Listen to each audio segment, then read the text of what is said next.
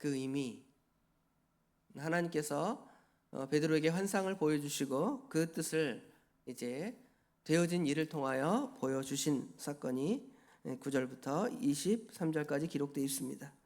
어제 1절부터 8절까지 말씀을 통해서 하나님께서 베드로와 고넬료를 만나게 하시는 그 구속사적 의미를 먼저 살짝 다루었고요.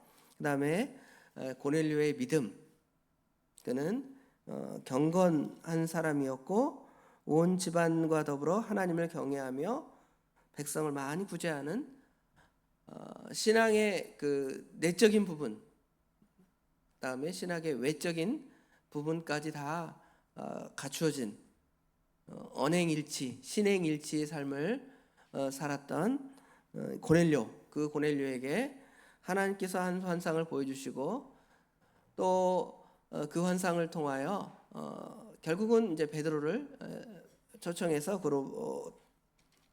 그에게 하나님의 말씀을 들으라는 것이겠죠. 자, 그렇다면 오늘 말씀은 이제 고넬료가 베드로를 만나게 되는 그 과정, 그것이 어제 잠깐 언급했지만 이것이 우연한 것, 사람이 만나는 것은 이 하나님의 다, 우리의 모든 되어진 일이 다 하나님의 뜻이니까 우리는 다 하나님의 뜻입니다, 그렇게 말하지만 그래도 우리가 그 뜻을 알지 못하니까 사람들은 착각하기를 이거 우연이다, 어떻게 그런 일이 될 수 있을까 그러지만 하나님께서는 이것을 분명히 우연이 아니라 하나님의 뜻 가운데 되어짐을 여러 사건을 통하여 보여주는 것이죠. 먼저 하나님께서는 고넬료에게 환상을 지금 보게 하시죠. 9시쯤 오후 3시쯤에 기도하러 갔는데 하나님께서 환상을 보여주시면서 환상 중에 말씀하시죠. 뭐라고 말씀하시냐면 내 기도와 구제가 하나님 앞에 상달되어 기억하신 바 되었다. 그러니까 너는 지금 요바로 사람을 보내서 베드로를 청하라. 그가 지금 무두장이 시몬의 집에 있다. 이렇게 하나님의 뜻을 전달합니다. 그리고 고넬료는 그 하나님의 뜻을 순종해서 자신의 집에 하인 둘과 부하 한 사람을 보내서 하나님의 뜻을 순종하는 장면. 그런데 하나님께서 한편에만 그 일을 나타내고 보여주신 것이 아니라 만날 상대인 베드로에게도 하나님께서 오늘 환상의 내용을 보여주시고 그 뜻이 무엇인가 궁금하고 또 생각하고 어떻게 보면 묵상하는, 하나님 왜 이런 일을 보여주실까 할 때에 하나님께서 지금 가이사랴에서 보낸, 고넬료가 보낸 사람을 만나게 되고 그 만남을 통해서 이제 같이 가이사랴로 가게 되는 것이죠. 하나님의 뜻은 다 우연으로 되는 것이 아니라 하나님께서 필연적으로 우리에게 그 모든 일을 되게 하심을 우리가 이 사건을 통해서 볼 수가 있습니다. 자, 이제 한 절씩 보면 이제 9절 하반절에 보면 그때의 베드로가 기도하려고 지붕에 올라가니 그 시각은 제6시더라 그랬습니다. 베드로 역시 경건한 하나님의 사람이었고 하나님의 종이었기 때문에 늘 어디에서나 기도하는, 기도의 장소를 찾아서 기도하는 그러한 장면이 등장을 하고 그 시간은 이제 제6시더라. 그런데 제6시는 점심쯤, 정오쯤 되는 그러한 시간입니다. 정오쯤 돼서 기도하는데 점심쯤 되면 여러분 배가 꼬르륵 할 수 있죠. 그렇죠? 그럼 배가 시장하여 먹고자 하는 그 마음이 그 안에 있는데 하나님께서 환상 중에 왜 먹을 음식을 지금 보여주는 겁니다.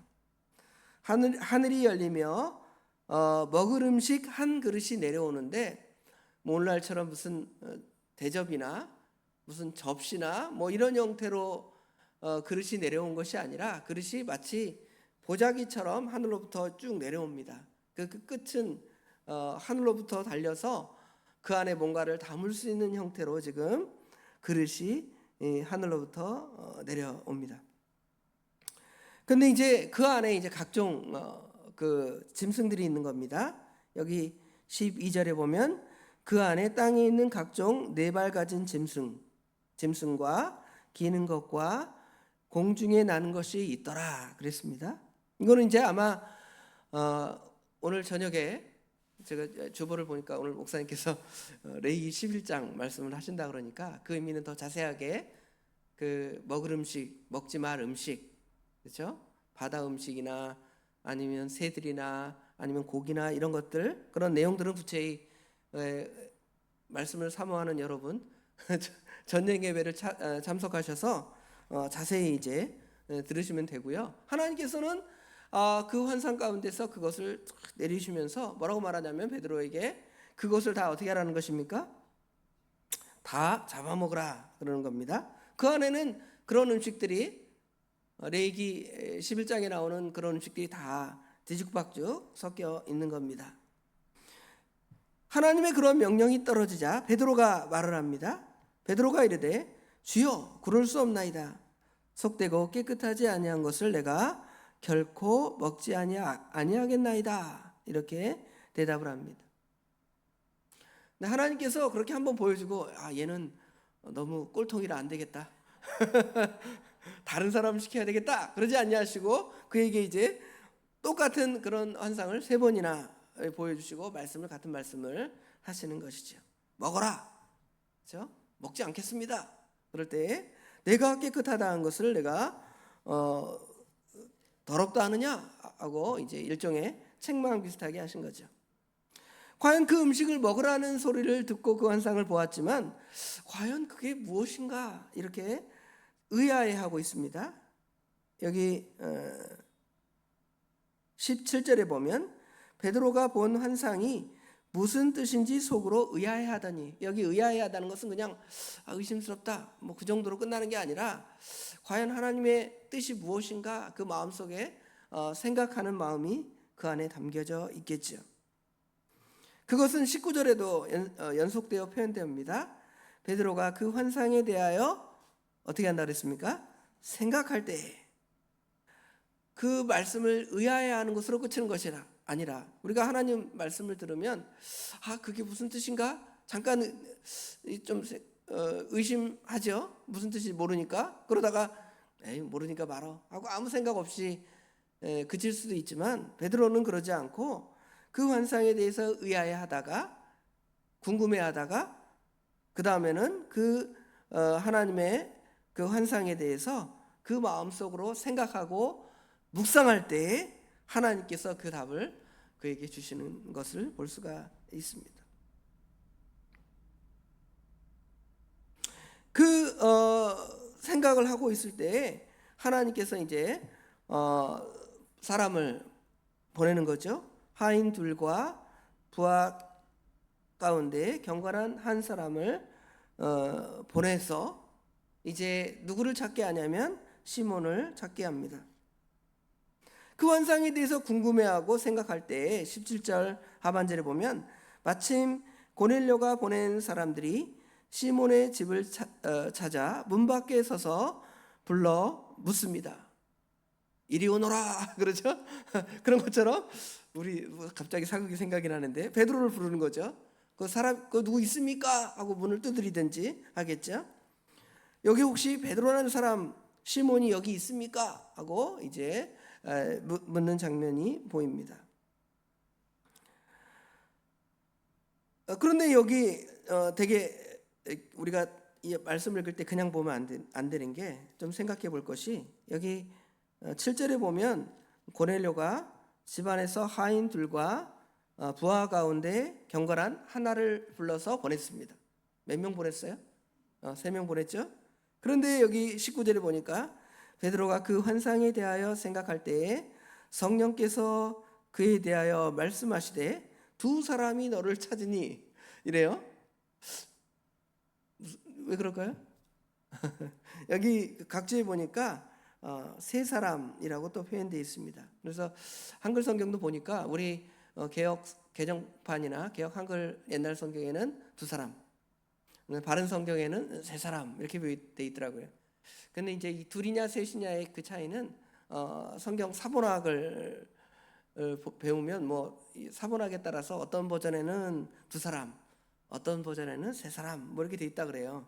그럼 누가 옳으냐? 성경이 앞뒤가 안 맞다 이렇게 따질 수 있지만 어떤 의미에서 이 의미를 생각해 볼 수가 있냐면 하나님께서 하나님의 뜻을 나타내 보였을 때에 하나님의 뜻을 이제 두 사람, 자기 그 집안 하인 중에 두 사람에게 내가 이런 환상을 봤는데 너 가서 그 사람 만나봐라 이렇게 구체적으로 두 사람에게 말을 했을 것이고, 한 사람은 군인이니까, 그렇죠? 군인에게 야 지금 사람 보내니까 너 가서 이 두 사람 가서 아무 일 없도록 잘 보조해줘야 돼 하고 이렇게 보낸 것 같아요. 그러니까 실제로 가서 베드로를 만난 사람은 셋이 같이 갔지만 두 사람이 만났을 것이다 그렇게 생각을 하면 이게 이상한 표현이 아니라는 걸 볼 수가 있죠. 그리고 실제로 두 사람이 만나서 이렇게 얘기하면 두 사람이 왔구나 그럴 수 있겠죠. 그런 측면에 둘이냐 셋이냐의 문제는 사본학적인 문제와 또 이런 해석적인 문제를 따라 이렇게 설명할 수 있는 것이지, 이거 이게 이상하다 앞뒤가 틀리다 그럴 필요까지는 따로 없을 것 같습니다. 그래서 이제 20절에 성령께서 20절에 보니까 일어나 내려가 그들을 따라가라고 명령도 하십니다. 20절에 보니까 베드로에게 성령께서 또 말씀하시죠. 전에 그 환상만 봤을 때는 궁금해하고 생각할 그때에 마치 사람이 오게 되었고 하나님께서 감동을 딱 주시는 겁니다. 뭐라고 말씀하시냐면 일어나 그를 따라가라는 것이죠. 하나님께서 이제 성령 하나님께서 베드로를 그들과 함께 보내는 겁니다. 그리고 21절부터 23절에는 그 자초지정을 듣게 되는 겁니다. 베드로가 내려가 그 사람들 보고 이르되 내가 곧 너희를 찾는 사람인데, 내가 베드로인데 그 말이겠죠. 너희는 무슨 일로 나에게 왔느냐 이렇게 물을 때에 지금 그 사람들이 고넬료에 대해서 이야기합니다.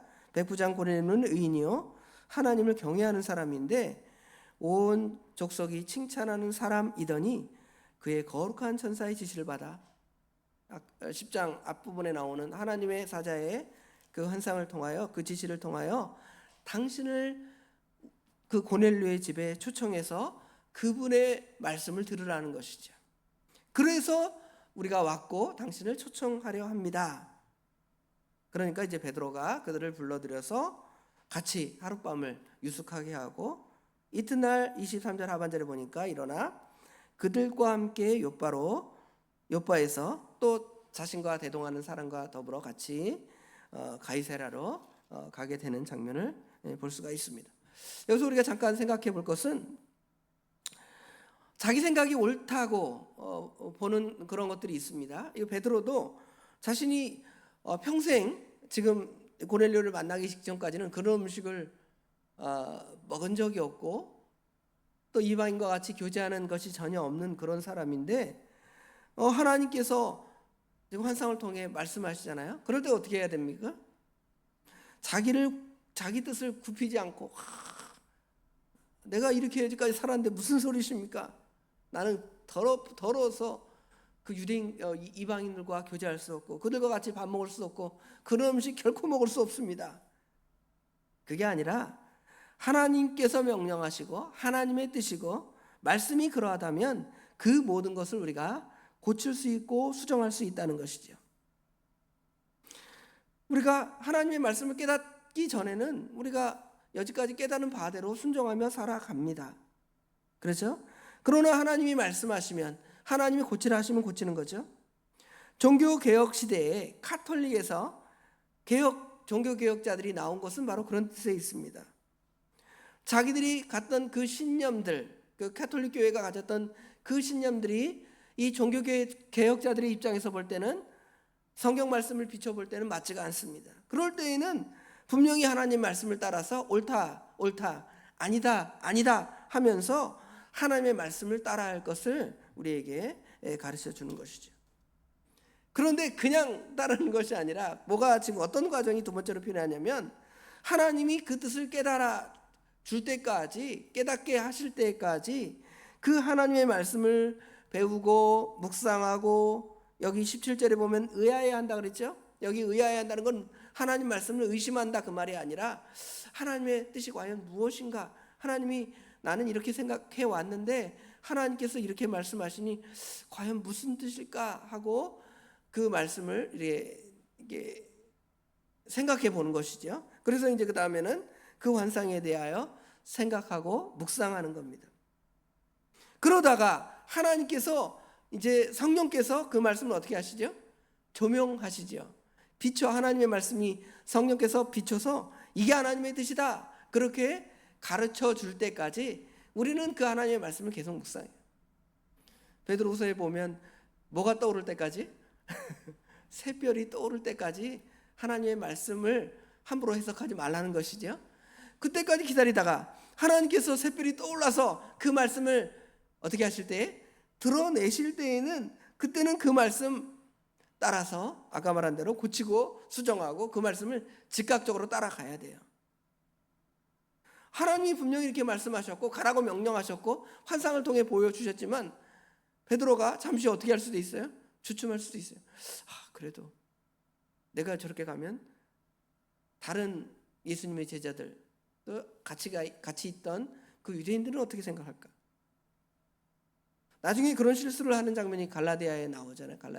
갈라디아서에 보면 바울 사도가 베드로를 책망하는 장면이 있죠.